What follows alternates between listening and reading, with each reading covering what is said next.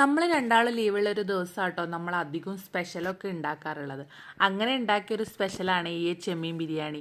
ചെമ്മീൻ ബിരിയാണിനെ കുറിച്ച് ആദ്യമൊന്നും എനിക്ക് വലിയ ധാരണയൊന്നും ഉണ്ടായിട്ടില്ല. അതുകൊണ്ട് തന്നെ ഞാൻ എൻ്റെ അമ്മയെ വിളിച്ച് ചോദിച്ചാണ് ഈ ഒരു ചെമ്മീൻ ബിരിയാണി ഉണ്ടാക്കുന്നത്. കേട്ടപ്പോൾ സിമ്പിളാണെങ്കിലും എനിക്ക് ഉണ്ടാക്കാൻ അത്ര സിമ്പിളൊന്നും ആയിരുന്നില്ല.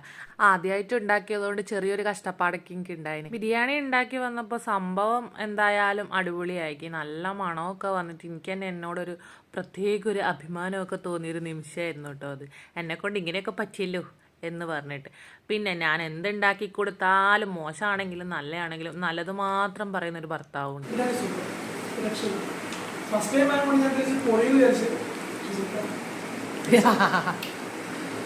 കുഴച്ചു തിന്ന്.